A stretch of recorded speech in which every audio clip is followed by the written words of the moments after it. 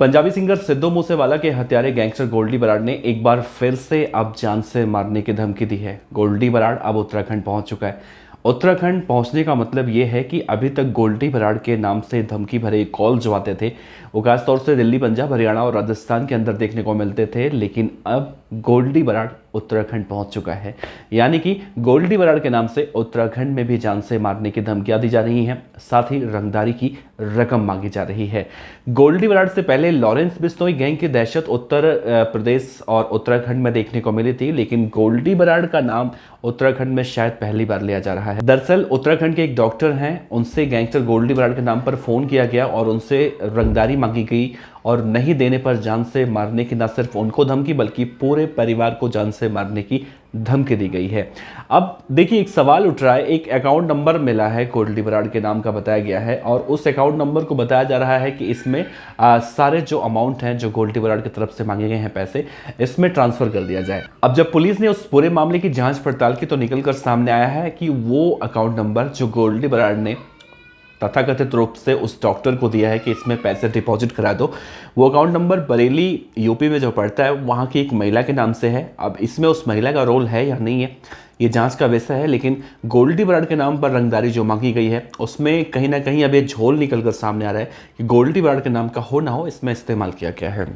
क्योंकि इससे पहले भी कई बार देखा गया है कि चाहे वो लॉरेंस हो, गोल्डी हो, नीरज बवाना हो, नवीन बाली हो, जितने भी इस टाइप के गैंगस्टर हैं इनके नाम का इस्तेमाल जो किया जाता रहा है उसमें अधिकतर केस फर्जी पाए गए हैं।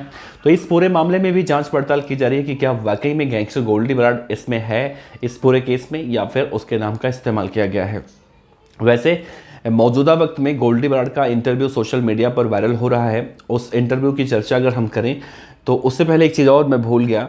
डॉक्टर से ये भी कहा गया है कि अगर तुमने रंगदारी की रकम नहीं दी तो जैसे सिद्धू मूसेवाला की हत्या की गई थी ठीक उसी तरह से तुमको और तुम्हारे पूरे परिवार को मार दिया जाएगा।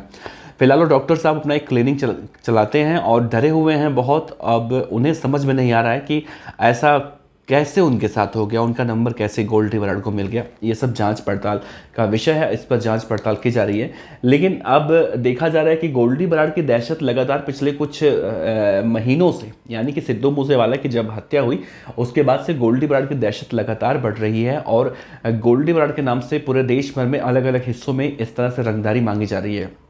देखिए, एक ध्यान अगर दिया जाए इस पर, गोल्डी बराड़ दरअसल उन लोगों से रंगदारी मांगता है जो खासतौर से धनाढ़ होते हैं या फिर उनसे किसी दुश्मनी होती है। अभी तक के केस में जैसा हमने देखा है, जैसा हम क्राइम के खबरों को कवर कर रहे हैं तो हमने देखा है अधिकतर केसों में चाहे सिद्धू मूसेवाला हो तो उनसे गोल्डी बराड़ की दुश्मनी थी, हनी सिंह हो, हनी सिंह से 50 करोड़ रुपए की रंगदारी मांगी गई। इससे पहले भी गोल्डी बराड़ के नाम से जितने भी लोग इस तरह से शिकायत कर रहे थे उनसे रंगदारी की रकम बहुत ज़्यादा ही मांगी गई थी।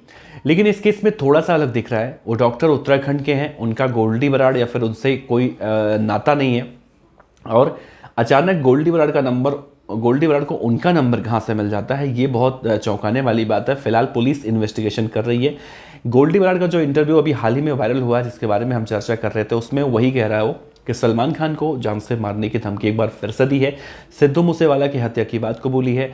देश के जो खिलाफ हैं आतंकवादी जिनके नाम अब लॉरेंस बिश्नोई के नाम से भी जोड़े जा रहे हैं, गोल्डी के नाम से जोड़े जा रहे हैं। गोल्डी ने कहा है कि मेरी उनसे बातचीत होती थी, हरविंदर रिंदा, लखबीर सिंह लांडा, इन लोगों से, लेकिन सिद्धू मूसेवाला के संदर्भ में भी उनसे बात हुई थी, लेकिन पिछले कई अरसे से ऐसे आतंकवादियों से उसकी कोई बात नहीं हुई है। यानी गोल्डी बराड़ इस बात से इनकार कर रहा है कि उसकी किसी आतंकवादी से दोस्ती है या फिर जिस तरह से उसके गैंग को आतंकवादी गैंग से जोड़कर देखा जा रहा है। गृह मंत्रालय ने साफ तौर से आतंकी कनेक्शन घोषित किए हैं इन गैंगस्टरों को।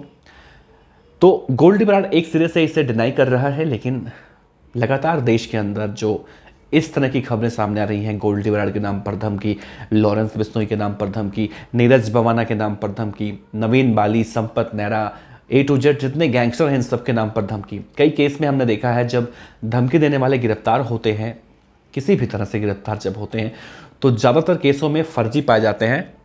और ये उस पीड़ित के आसपास के लोग बताए जाते हैं, वही लोग होते हैं। उन्हें तो उनका ड्राइवर होता है, उनका कोई नज़दीकी होता है, करीबी होता है, जो उनसे दुश्मनी पाले बैठा होता है, वही इन सब के पीछे होता है।